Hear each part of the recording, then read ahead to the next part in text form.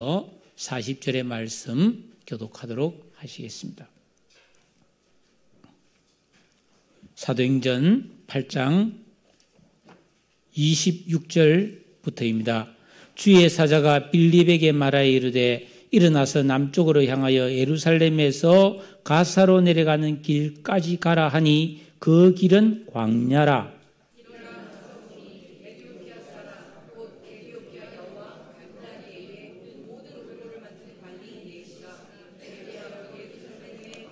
돌아가는데 수레를 타고 선지자 이사야의 글을 읽더라.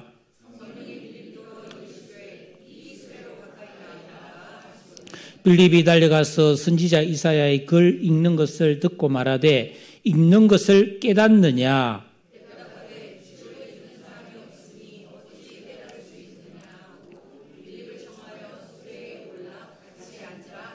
읽는 성경 구절은 이것이니 일러서되 그가 도살자에게로 가는 양과 같이 끌려갔고 털 깎는 자 앞에 있는 어린 양이 조용함과 같이 그의 입을 열지 아니하였도다.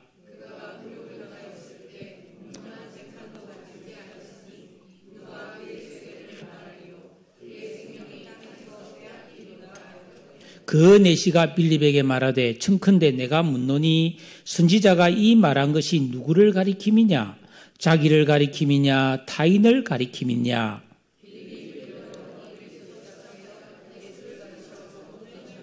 길 가다가 물이 있는 곳에 이르러 그 내시가 말하되 보라 물이 있으니 내가 세례를 받음에 무슨 거리낌이 있느냐?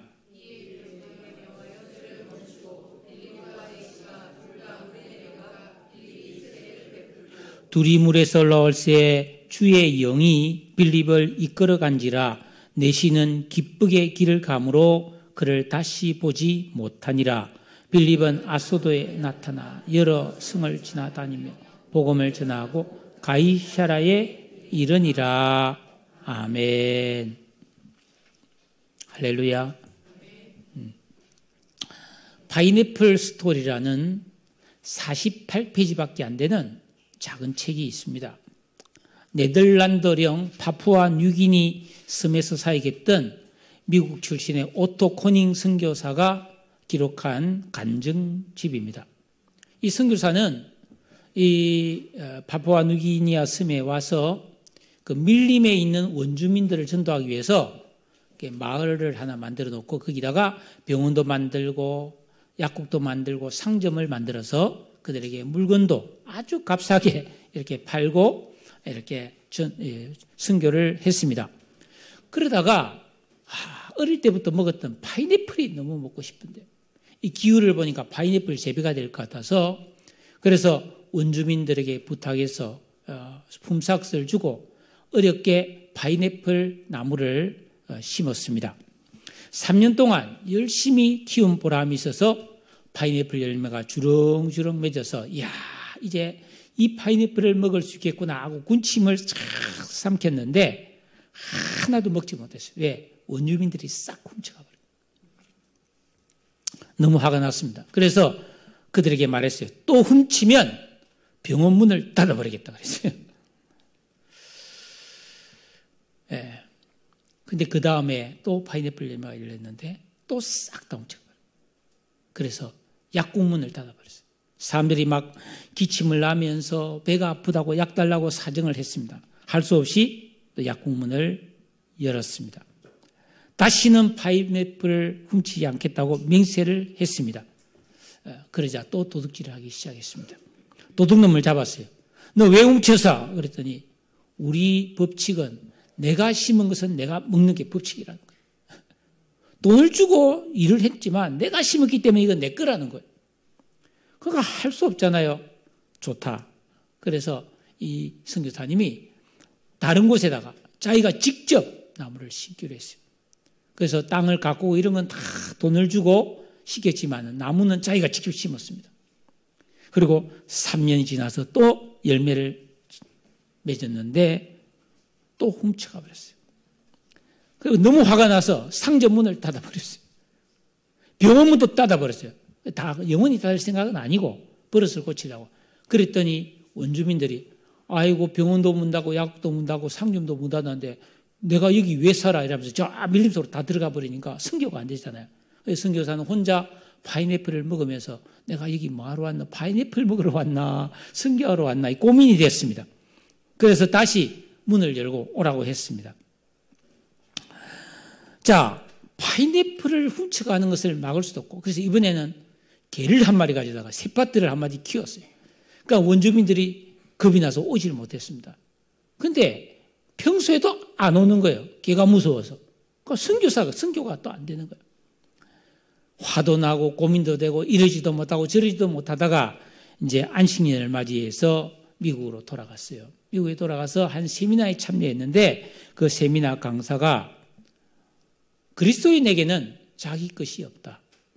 우리의 모든 소유는 하나님의 것이다. 내 모든 귀한 것에 대해서 소유권을 주장하지 말고 하나님께 드려야 하나님이 은혜를 주신다. 이런 강의를 듣고 내가 이 파인애플을 내 거라고 생각했구나. 하나님의 것인데 하면서 회개하고 그 기도를 했어요. 하나님, 그 파푸아 뉴기니아에 있는 그 파인애플 밭과 파인애플 나무는 다 하나님의 것입니다. 제가 하나님께 바칩니다. 그렇게 기도를 하고 선교지로 돌아왔습니다. 그 다음에 파인애플이 많이 익었어요. 원주민들이 또 몽땅 따가버렸습니다. 근데 화를 안 냈습니다. 그랬더니 어느 날 한 원주민이 찾아오더니 그 선교사를 뭐라고 불렀냐면 외부인이라고 불렀어요. 다른 데서 왔다고 외부인. 당신 내가 보니까 드디어 그리스도인이 된 것 같소. 그렇게 말하는 거예요. 그래서 아니 왜 그런 말씀을 하시죠? 하고 물으니까 우리가 파인애플을 훔쳐가도 당신이 화를 안 내는 거 보니까 당신이 평소에 우리에게 화를 내면 안 된다고 말하지 않았느냐. 그런데 당신은 지금까지 우리한테 화를 냈는데 지금은 화를 안 내니까 당신이 이제 그리스도인이 된 것 같아. 그렇게 말을 할 때 선교사가 충격을 받은 거예요. 내가 이 사람 앞에 가르친 것을 내가 이제 비로소 살 수 있게 되었구나. 그런 생각을 하면서 회개를 많이 했습니다.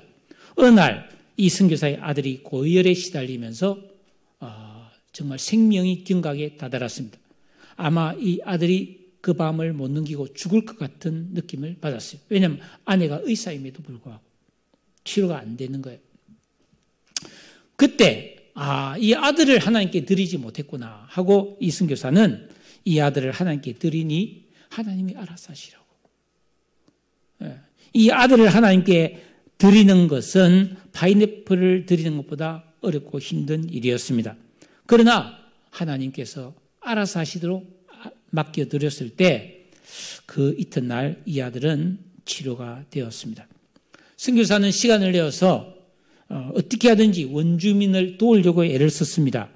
그들이 가진 생활 가재도구를 고쳐주고 식기를 고쳐주고 삽을 고쳐주고 깽이를 고쳐주고 막 도와줬어요. 그랬더니 점점 더 많은 사람이 예수님께로 돌아왔습니다. 그러면서 자기들끼리 하는 말이 외부인이 진짜 그리스도인이 된 것 같아. 우리한테 서로 사랑하라고 말만 하더니 정말 우리를 사랑하기 시작했어.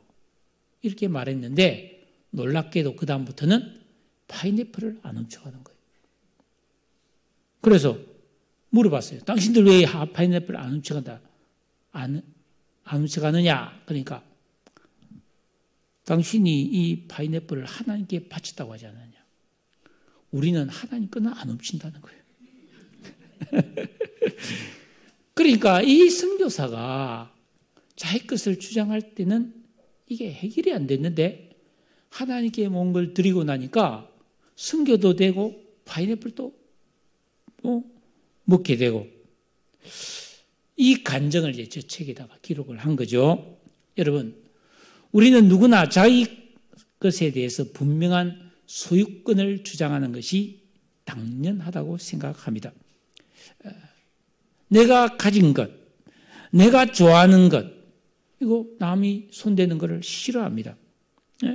하나님을 믿기는 하지만 사람마다 자기의 시간, 돈, 직장, 취미생활, 나만의 개성 등 하나님께 드릴 수 없고 이것만은 포기할 수 없다고 주장하는 것들이 있습니다. 그런데 이것들조차도 하나님께 드릴 때 우리에게 놀라운 평화와 진정한 은혜가 찾아오고 내가 그토록 갈망하는 문제가 해결되는 일이 일어난다는 것입니다. 여러분, 저와 여러분도 나를 하나님께 한번 드려보면 어떻겠습니까? 지난 6월 18일 주일에 저는 사도행전 8장 1절에서 8절까지의 말씀으로 나의 기쁨은 어디서 오나라는 주제로 말씀을 전한 적이 있습니다. 오늘 말씀은 그 말씀에서 이어지는 내용입니다.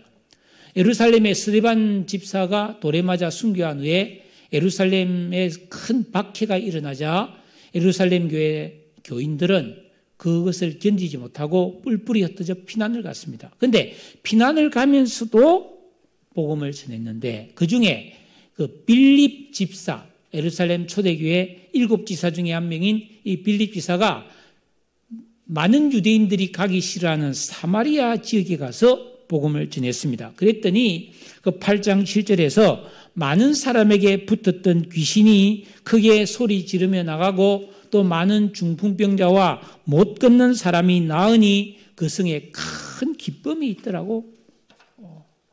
그 복음의 능력의 역사가 일어난 것을 성경이 증언해 주고 있습니다. 예루살렘에 있는 사도들이 그 사마리아에 있는 사람들이 하나님 말씀을 받았다는 소식을 듣고 베드로와 요한을 파송했습니다. 두 사도가 그 사마리아에 와서 성도들에게 안수를 해주니까 성도들이 성령을 받아서 예수 그리스도를 내 인생의 주인과 왕으로 고백하고 은혜가 충만하여 교회가 세워지게 됩니다. 그런데 이 사도가 돌아가고 나서 빌립 지사는 혼자 남아서 사마리아 교회를 돌보게 되었는데 오늘 26절 말씀해 보니까 어느 날 주의 사자가 빌립에게 나타나서 말씀합니다. 이 주의 사자는 29절의 성령, 39절의 주의 영으로 이렇게 번역된 걸 보면 바로 하나님의 뜻을 지시하고 전달하는 성령님을 가리킵니다. 그 성령께서 말하기를 빌립아 너 일어나 남쪽으로 향하여 예루살렘에서 가사로 내려가는 길까지 가라 하니 그 길은 광야라 그랬습니다. 빌립 집사가 복음을 전하고 사역하던 사마리아는 예루살렘보다 위에 북쪽에 위치한 마을이었습니다. 그런데 성령께서 빌립으로 하여금 그 사마리아를 떠나서 여기죠? 여기 사마리아가 있죠? 여기 예루살렘입니다. 가사는 여기죠. 예? 여기가 지금 전쟁이 일어난 가자 지구입니다. 예? 이스라엘이 이 가자 지구를 지금 포위하고 있고 지금 큰 전쟁이 일어날 가능성이 많죠. 그러면 여기에 있는 시리아, 이란 막 이런 나라가 다 지금 전쟁에 개입하려고 하는 그런 아주 세계 분쟁 지역입니다. 여기 가자입니다. 그런데 지금은 여기에 팔레스타인 정착촌이 있지만은 이 당시에는 광야였어요. 예루살렘에서 70km 떨어진 곳입니다. 지금 이 사마리아에서 중요한 사역을 하고 있고 복음의 역사가 일어나고 있는데 바쁜데 성령께서 인적이 드문 광야로 내려가라 하신 것은 이해하기 어려운 말씀이었지만 빌립은 그 성령의 지시에 순종하였습니다. 예수 믿고 구원받은 성도는 우리가 새 사람의 의식 만들고 마음을 기용해서 성령의 지시와 인도를 받아서 살아야 우리는 시행착오를 줄이고 열매 맺는 삶을 살 수 있는 줄로 믿습니다. 그리스도인은 자기가 하고 싶은 것만 가려서 살아가는 사람이 아닙니다. 자기 생각에 옳은 대로 자기 자신에게 유익한 대로 자기가 원하는 일만 하면서 사는 삶은 결코 하나님을 기쁘시게 하는 거룩한 삶으로 연결될 수가 없습니다. 성도는 원치 않는 일일지라도 마땅히 해야 될 일을 하나님 말씀에 의지하여 행하는 사람입니다.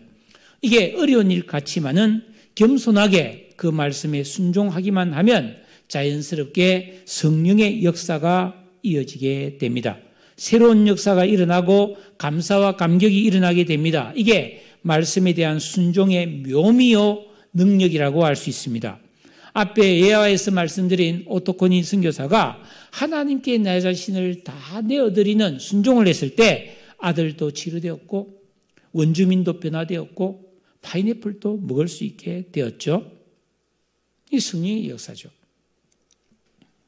빌립이 27절에 일어나서 그 광야로 가보니 에디오피아 사람, 이 에디오피아라는 말은 검은 피부의 사람이라는 뜻입니다.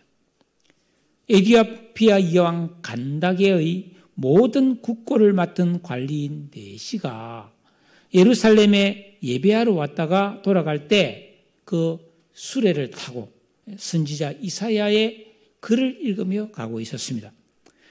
인적이 드문 광야에 빌립이 갔을 때 하나님께서 예비하신 한 사람을 만날 수가 있었죠. 자, 이 네시는 피부가 검은 사람이죠. 그런데 아마 유대교를 믿는 사람이었던 것 같아요. 그래서 그 유월절 절기를 맞이해서 예루살렘에 성지순례를 왔다가 돌아가는 길이었습니다. 그런데 이방인들은 성전에 와도 그 성전 안에 들어가지를 못해요. 성전 입구에 딱 들었으면 제일 입구가 이방인의 뜰이 있습니다. 거기까지만 가고 그 이방인의 뜰 안에 보면 여자의 뜰이 있어요. 유대인 여자가 들어간 뜰이 있어요. 그 안에 제일 이제 물두멍이 있고 있는데 그 가까이만 유대인 남자들이 들어갈 수 있어요. 그러니까 이 멀리 아프리카, 동아프리카에서 그 천리 먼 길을 이렇게 왔는데 그 성전에 제대로 돌아오지 못하고 입구에만 있다가 그렇게 돌아가는 길인데 이 네시는 그 수레 위에 높이 앉아 성경책을 읽으며 야, 이게 무슨 뜻일까 하고 궁금해하고 있었습니다. 이 흑인 네시는 하나님에 대한 열정을 가진 사람이었습니다. 그토록 먼 거리에서 예루살렘까지 와서 예배를 드리고 갈 정도였고 길 가며 성경을 읽고 있었다는 것이죠. 하나님께서는 이런 네시의 마음을 아시고 그를 귀하게 보셨습니다. 사랑하는 성도 여러분, 우리가 분주한 삶을 살아가면서도 시간을 내어서 성경을 읽고 비록 내가 그 뜻을 다 알지 못한다 할지라도 말씀을 사모하고 묵상하고 진리를 구하면 하나님의 뜻을 알기를 원할 때 하나님께서는 그러한 우리의 마음을 귀하게 보시는 줄로 믿습니다. 여러분 성경 읽기 하고 계신가요? 지금 온 교회가 우리 연말까지 성경을 읽읍시다. 신약 성경을 읽읍시다 하고 있잖아요. 우리의 머리털수까지도 다 아시고 내 마음의 깊은 곳까지도 감찰하시는 하나님께서 우리가 예배를 사모하고 시간과 열정을 들여서 영적인 삶을 살고자 하는 그런 귀한 마음을 왜 몰라 주시겠습니까? 하나님께서는 이 네시가 진리는 사모하는데 아무도 가르쳐주는 사람이 없어서 풀리지 않는 의문을 품고 자기 나라로 돌아가도록 그냥 내버려 두시지 않았습니다. 그래서 성령께서는 빌립더러 이 수레로 가까이 나가라 하셨습니다. 저는 이 말씀이 참 궁금했습니다. 왜냐하면은 여러분 이 29절 30절 보니까 빌립이 성령의 말씀을 듣고 달려가서 수레로 다가가잖아요. 그러면 저 수레로 갈아야 되는데 이 수레로 가라고 말하고 있어요. 왜 그럴까 고민하다가 이거 설명이 난 뭐 주석도 없고 가만 보니까 아마 그 당시 그 광야에 아무도 없고 오직 이 수레 하나만 지나가고 있었던 것 같아요. 그래서 이 수레로 가라고 했어요. 여러 대가 가면 저 수레로 가라 할 텐데. 네? 자, 가까이 나가라 이 말은 바짝 달라붙어 밀착해라 이 말입니다. 네? 여러분 복음을 전하기 위해서는 상대방에게 가까이 다가가야 합니다. 빌립은 말씀에 순종해서 수레에 밀착될 정도로 가까이 갔습니다. 갔더니 거기에 타고 있는 흑인 네시가 성경을 중얼중얼 하고 읽고 있는 거예요. 우리는 이 네시에게서 정말 이상적인 신앙인의 모습을 발견할 수 있습니다. 그것은 찾아가는 열심과 알고자 하는 열심이에요. 그는 국경을 넘어 먼 길을 열어 여러 날을 지나 사막을 지나 예루살렘 성전을 찾아갔죠. 찾아가는 열심입니다. 우리 교회 성도들 중에도 우리 지휘자 같은 분은 서울에서 옵니다. 부천에서도 오고 인천에서도 자전거를 타고 꼬박꼬박 일부 예배에 오는 그 장국춘 집사님 있잖아요. 저 나온연동 저 끝인데 자전거를 타고 오세요. 어떨 때 비 올 때는 우산을 쓰고 자전거 타고 와요. 한 손으로 자기는 자전거를 탄다고. 왜냐하면 중국에서 살다 오셨는데 어릴 때부터 자전거를 타서 자기는 자전거를 잘 타서 한 손으로도 얼마든지 온다는 거예요. 우산 쓰고도. 그래서 참 오고 계세요. 예. 백옷에서도 오고 정왕동에서도 버스 타고 오는 우리 조입사님 같은 분도 계시고, 예? 장곡동에서도 오는 우리 이승아 자매도 있고, 예? 또 우리 최정식 청년은 춘천에서 학교를 다니는데 그 먼 길을 매주 교회를 위해서 차를 갈아타고 오갑니다. 참 저는 그런 분들을 볼 때 기도하게 돼요. 너무 참 귀하고 감사하다. 차를 타고 오가는 길이 수고를 텐데도 성실함을 유지합니다. 그러나 그 수고는 사실은 하나님이 베푸실 크신 은혜에 비하면 저는 작은 것이라고 생각이 듭니다. 하나님이 그 수고를 알아주시고 평생에 걸쳐서 좋은 은혜를 주실 줄로 믿기 때문입니다. 또 가정을 돌보고 자녀를 양육하고 직장을 다니면서 쉴 틈이 없이 바쁜 중에도 예배에 꼬박꼬박 참여하는 분이 계시죠. 당연히 그러려면 쉬는 시간이 줄고 힘이 들겠지만은 구도자라면 마땅히 그래야 합니다. 여러분, 우리가 예수를 믿는다고 하는 것은 그냥 교회를 다녀주는 게 아니에요. 우리는 도사가 되기 위해서 돌을 닦는 사람들입니다. 가끔 길다가 보면 돌을 아십니까? 그런 사람인데 걔네들이 무슨 돌을 알겠어요? 실체가 뻔한데 제가 한번 저기 어디입니까? 약재상이 있는 그 동네 있잖아요. 저 멀리 청량리 그쪽에 그 어느 교회 행사가 있어서 갔다가 좀 약재상 구경을 하는데 그 사람들이 와서 돌을 아십니까? 그러더라고요. 그래서 내가 그랬어요. 농담 삼아 내가 보니까 당신 돌을 모르는 것 같은데 그랬거든요. 당신 누굽니까? 그래서 나 도사인데 모르겠니? 그랬어요. 학생들이니까. 그래서 무슨 도사입니까? 그래서 전도사다 그랬어요. 그래서 헛된 짓 하지 말고 빨리 그것이 나와. 너 큰일 나. 예수 믿어야 돼. 이러가 인사 꾸벅하고 도망가 버리더라고. 여러분, 불교의 스님들이 얼마나 그 열반, 니르바나라고 하는 열반에 이르기 위해서 도를 깨우치기 위해서 얼마나 애를 씁니까? 겨울 3개월, 여름 3개월, 동안거, 하안거 아무것도 안 하고 거기서 막 화두 참선만 하잖아요. 왜? 돌을 닦기 위해서. 호흡하는 사람들도 돌을 닦으려고. 여러분 유튜브에 보시면요. 히말라야 그 깊은 설원 안에 여러분 무염식, 일체 소금을 안 먹고 여러분 최소한의 생명만 유지해가는 음식을 먹으면서 돌을 닦아서 어떤 경지에 이르는 사람들이 얼마나 많은지 모릅니다. 우리가 아는 이태리나 이런 스페인 같은 데 이런 데 보면은요, 봉쇄 수도원이라고 있습니다. 한 번 들어가면 절대 그 수도원 밖으로 못 나오는 거예요. 죽을 때까지 그 안에서만 있겠다고 선하고 들어가서 노동과 기도만 하면서 어떤 영적인 세계에 도달할, 경지에 도달하기 위해서 평생을 기도만 하는 사람들이 엄청나게 많이 있습니다. 그런데 그런다고 똑같다 해주는 게 아니죠. 어느 정도 인간은 영적인 존재니까 도의 수준에 도달할 수 있겠죠. 과거에 보면 우리나라에 도사들이 많았잖아요. 계룡산에 도사가 있다 그런 말 많이 들어봤잖아요. 실제로 우리나라에도 도사들이 많았죠. 근데 그리스도인은 진정한 도를 닦는 사람들입니다.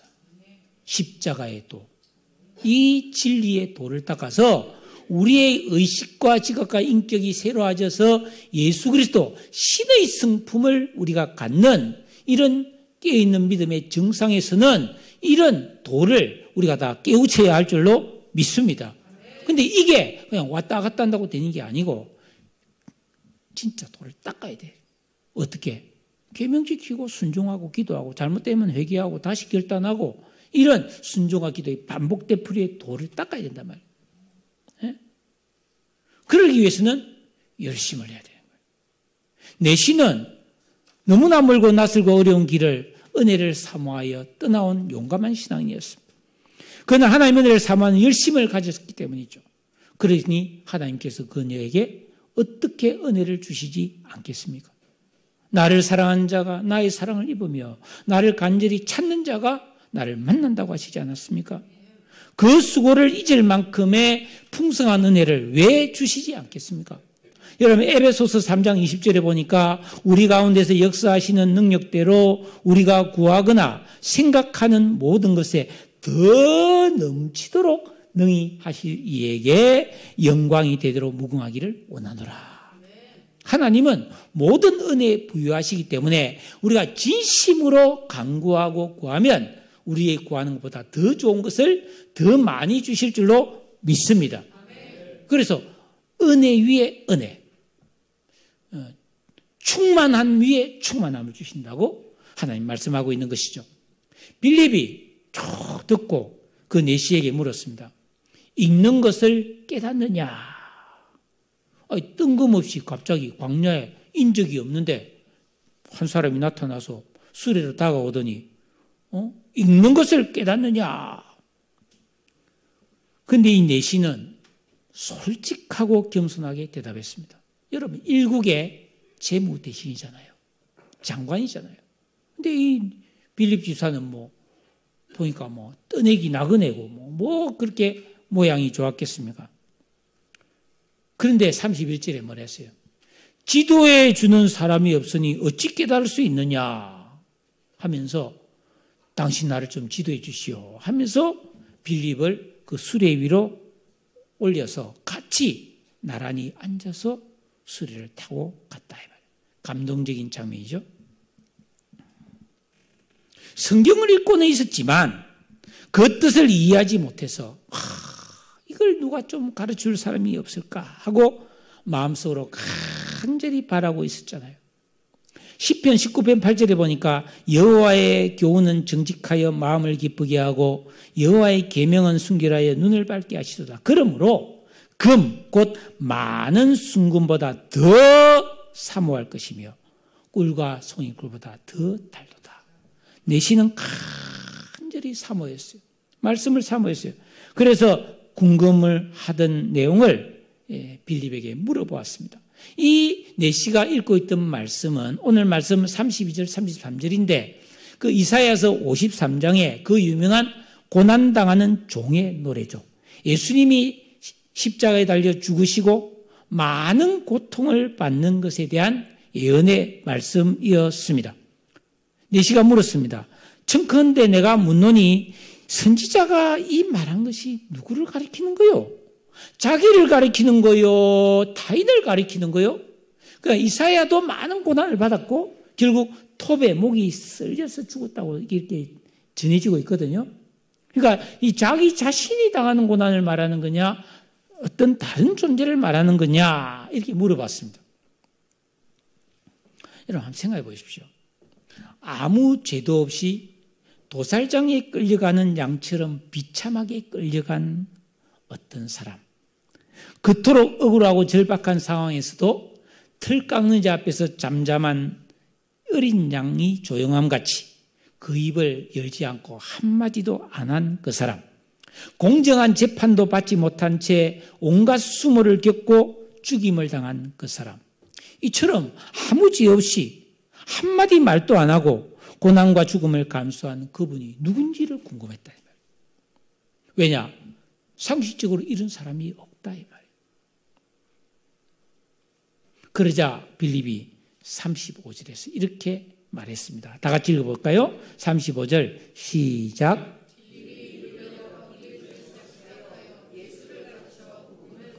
빌립은 망설임 없이 그래 당신이 궁금해하는 그는 바로 십자가에 못 박혀 죽으신 하나님의 아들 예수 그리스도이심을 증거했습니다. 아무 죄도 없는 하나님의 아들이 멸시와 버림을 받았고 간고를 많이 겪고 질고를 당하셨습니다. 그가 찔림은 우리의 허물 때문이고 그가 상함은 우리의 죄악 때문입니다.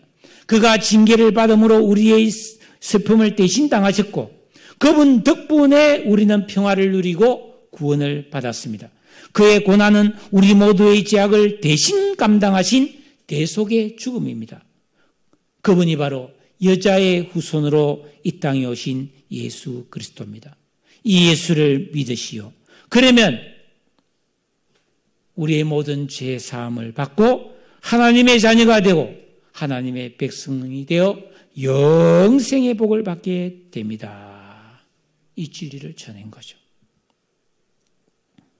빌립은 성령의 감동으로 십자가와 부활의 복음을 정확하게 그 내시에게 설명해 주었습니다. 그러자 그 내시는 너무나 궁금하고 풀리지 않았던 진리를 밝히 깨닫고 신앙을 고백했겠죠. 저는 죄인입니다. 내 죄를 고백하며 회개하며 예수를 믿습니다. 예수님이 나의 구주임을 고백합니다. 하고 신앙 고백을 하고 영접 기도를 했습니다. 그때 마침 그 광야에 오아시스가 다 있는 거예요. 내시는 여봐라 수레를 멈추어라. 수레가 다 멈추자 그 내시가 뭐랍니까? 보라. 이 말은 뭐예요? 감탄사다. 보라. 마침 물이 있네요. 하면서 내가 세례를 받음에 무슨 거리낌이 있느냐. 왜? 물과 성령으로 거듭나지 않으면 하나님 나라를 볼 수 없으니까 세례를 받아야 되잖아요. 그래서 빌립과 내시가 함께 그 물에 내려가서 빌립이 내시에게 세례를 쫙 베풀었습니다.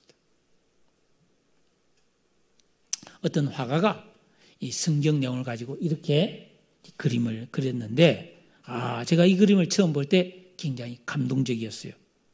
이때의 세례는 침례입니다. 물속에 푹 담그는 세례를 받은 거죠. 그래서 세례를 받고 둘이서 물속에서 쫙 올라올 때 오늘 말씀을 보십시오. 39절에 둘이 물에서 올라올새 주의 영이 빌립을 이끌어간지라. 갑자기 빌립이 호련히 사라졌어요.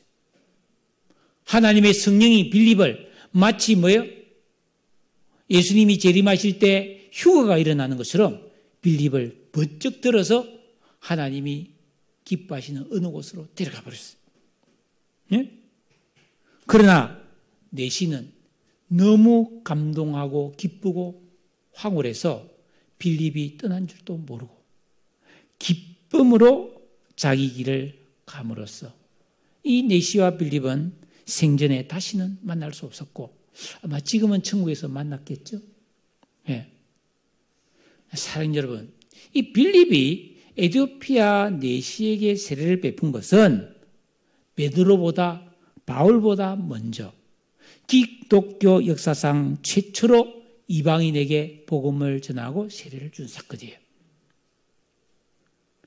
사도행전 10장에 가면 베드로가 고넬료에게 세례를 줍니다. 그죠? 그 뒤에 바울이 선교여행을 다니면서 이방인에게 복음을 전하고 세례를 줍니다. 여러분, 빌립은 최초로 이방인에게 세례를 베푼 복음을 전한 놀라운 사역자입니다. 빌립은 얼마나 감격했겠어요. 이야, 하나님이 이런 일을 나에게 맡겨주셨구나. 쓰임받는 기쁨이 얼마나 큽니까, 여러분? 내시 역시도 이야, 하나님께서 나를 이렇게 사랑하셨구나.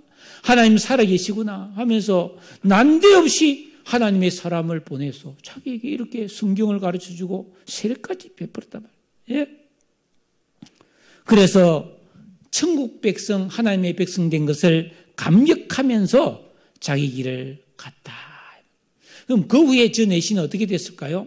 여러분, 역사적으로 보면 동아프리카에 있는 에티오피아는 아프리카 대륙에서 가장 오래된 기독교 국가입니다.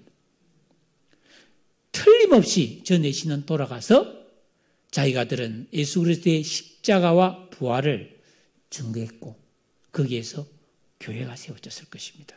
예. 그리고 에티오피아는 6.25 때 우리나라에 그 파병을 한 그런 나라잖아요. 예? 여기입니다. 여기 밑에 에티오피아. 예? 이 애굽이잖아요. 애굽도 지나서 에티오피아입니다. 참 놀라운 일이죠. 사랑하는 여러분, 우리가 이 세상에 나가서 아무리 크고 대단한 일을 하려고 하더라도 먼저 방문을 열고 나가는 작은 행동에서 시작이 됩니다. 우리 그리스도인의 출발은 예수 믿고 구원받은 후에 예수님을 내 인생의 진정한 주인과 왕으로 모시고 계명을 지키고 순종하기로 결단하는 순간부터 우리는 하나님의 일에 동참하고 쓰임받을 수가 있습니다.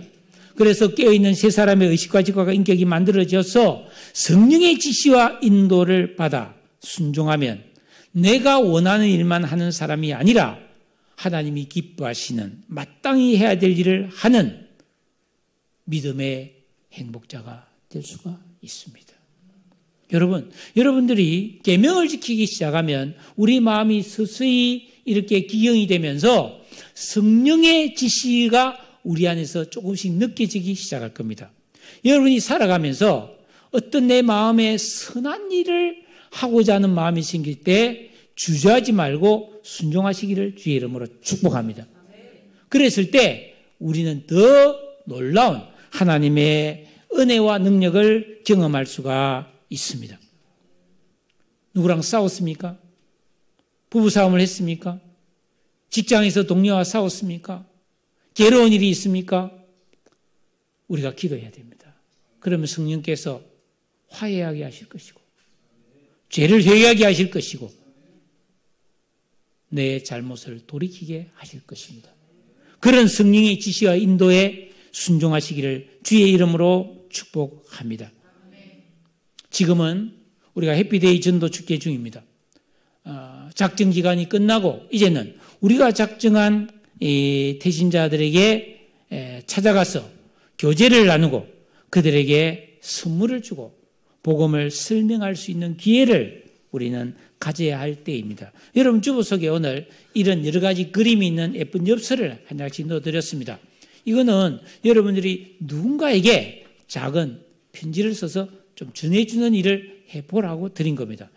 많이 필요한 분은 더 가져가셔도 좋습니다. 우선 한 장씩 넣어드렸습니다. 우리는 이렇게 전도 대상자를 정하고 가까이 다가가서 그들과 대화할 수 있어야 합니다.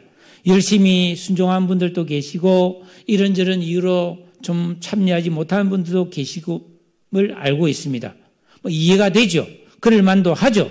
하지만 여러분 아무도 관심을 기울이지 않던 사마리아에게 인내게 복음을 전한 빌립, 홀로 광야를 걸어가는 내시를 위해 빌립을 보내신 하나님께서는 오늘 나를 예수를 모르는 내유대에게 보내셔서 복음을 전하게 하시고 그에게 구원의 은총을 베풀기를 기뻐하심을 믿으시기 바랍니다.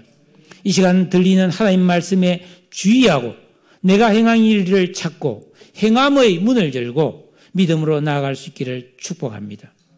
그러면 성령께서 나를 도와주실 것입니다. 내 마음에서 멀어진 나의 사마리아는 어디입니까? 내가 접근하기 힘든 광야와 같은 사람은 누구입니까? 그러나 그곳에도 하나님이 예비해 두신 사람이 있음을 여러분들은 믿고 찾아 나서기를 주의 이름으로 축복합니다. 그래서 내가 미처 생각하지 못했던 하나님의 일하심과 믿음의 역사를 통해 아름다운 열매를 우리가 보게 될 줄로 믿습니다. 말씀을 맺겠습니다. 예루살렘 교회 7지사 중에 한 사람이었던 빌립 지사님은 복음을 전하고 성령의 인도하심에 정확하게 순종하는 깨어있는 신앙인이었습니다. 성경을 읽되 그 뜻을 알지 못하는 사람들에게 예수를 가르쳐 복음을 잘 설명하는 은사가 있었습니다. 자, 여러분 저를 한번 보십시오. 여러분이 만약에 살아가다가 누군가 나에게 교회를 다닙니까? 예, 다닙니다. 그러면 마태복음 5장에 나오는 팔복이 무슨 뜻이에요? 물어보면 여러분 설명해 줄 수 있습니까? 여러분 그 정도 실력은 돼야 되지 않겠습니까? 마태복음 13장에 네 가지 밭에 뿌려진 씨앗의 비유가 있는데 이거 도대체 이게 무엇을 말하는 겁니까? 여러분 설명할 수 있습니까? 새벽 6시, 오전 9시, 낮 12시, 오후 3시, 오후 5시에 포도원에 품꾼으로 들어간 사람이 주인으로부터 똑같은 품삯을 받았고 하루 종일 일한 사람이 아이고 주인님 1시간밖에 일하지 않는 사람하고 하루 종일 막 더위에 땀 흘리면서 12시간 일하는 사람하고 똑같이 주는 법이 어디 있냐고 항의했을 때 주인이 나는 잘못한 게 없다라고 말한 이게 무엇을 뜻하는지 여러분들은 모르는 사람에게 설명해 줄 수 있습니까? 또 아담과 하와가 선악과를 따먹고 죄를 지음으로 인류에게 불행이 왔는데 왜 하나님께서 선악과를 안 만들어야지 따먹을 줄 뻔히 알면서 만들었습니까? 라고 질문한 사람이 있을 때 여러분은 뭐라고 대답하시겠습니까? 여러분은 그런 말씀을 정확하게 성경적으로 설명하면서 바로 그것으로 자연스럽게 예수 그리스도에 대한 설명을 가지고 복음을 전할 수가 있습니까? 만약에 안 된다. 그거는 한 서너 시간 내면은 충분하게 할 수 있는 실력이 갖춰질 수 있어요. 네?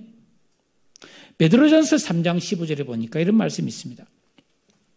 너희 마음에 그리스도를 주로 삼아 거룩하게 하고 너희 속에 있는 소망에 관한 이유를 묻는 자에게는 대답할 것을 항상 준비하되 온유와 두려움으로 하고 선한 양심을 가져라. 그리스도인은 항상 준비하고 대비하며 살아야 될 것이 있습니다. 왜? 우리 주변에는 갑자기 죽어가는 사람이 있고 심각한 재난을 만난 사람이 있고 낙심한 사람, 방황한 사람, 어찌할 바를 모르는 일을 당하는 사람들이 있기 때문에 우리는 이들을 어떻게 도와줄 수 있어야 되겠습니까? 제가 볼 때는 이 복음보다 더 좋은 위로와 소망은 없는 줄로 믿습니다. 저는 목사이기 때문에 가끔 전화를 받아요. 옛날에 알았던 사람, 과거에 섬겼던 교회 분이 목사님 미안합니다. 지금 우리 형님이 갑자기 뭐 어떤 일을 당해서 지금 사경을 헤매고 있습니다. 기도해 주세요. 오셔서 예수 안 믿는데 좀 예수 영접 좀 시켜주세요. 뭐 이런 전화가 올 때가 있어요. 아니 이건 자기 교회 자기 먹은 사람들한테 부탁하지 왜 나한테 부탁하냐. 그러나 그때는 그런 말을 못하죠. 급하니까. 어찌 급했으면 나한테 전화했겠나. 저는 뿌랴뿌랴 갑니다. 가서 막 없고 막 숨을 막 이러고 있는데 복음을 전하고 영접 기도를 시킵니다. 여러분 지금 뭐 세계 2개의 전쟁이 벌어지고 있잖아요. 뭐 우리나라에도 총성 없는 전쟁이 뭐 장난이 아닙니다. 지금. 얼마나 많은 사람들이 사고로 자살로 이렇게 또 타살로 죽어가고 있습니까? 우리는 만난 사람에게 이 예수 믿는 복음 이걸 전해서 내가 오늘 당장 오늘 밤에 이 세상을 떠나더라도 천국 갈 수 있다는 이 소망의 복음을 설명해주고 예수를 말해주고 복음을 전해야 될 줄로 믿습니다. 빌립을 통해 사마리아 사람들과 내시에게 복음의 기쁨을 구원과 함께 해주신 하나님께서 이 복음을 전한 빌립에게는 얼마나 더 좋은 은혜와 평강한 복을 주셨겠습니까? 여러분, 내 생명, 내 삶은 내 것이 아닙니다. 한번 생각해 보세요. 내 생명, 내 건강, 나의 앞길을 내가 원하는 대로 살 수 있습니까? 아닙니다. 하나님이 결정하신 대로 사는 겁니다. 여러분, 그러니 내 삶을 하나님 앞에 맡기십시오. 그게 더 좋은 삶입니다. 그러면 더 좋은 삶이 되고 더 귀하게 쓰임받을 수 있게 됩니다. 로마서 10장 15절에 아름답도다 좋은 소식을 전하는 자들의 말이여. 여러분, 어떤 일을 당할지라도 우리는 그 일을 통해서 예수를 말할 수 있어야 되고 복음을 전할 수 있는 실력을 갖추셔야 합니다. 그래서 내가 만나는 사람들에게 귀가 닿는 대로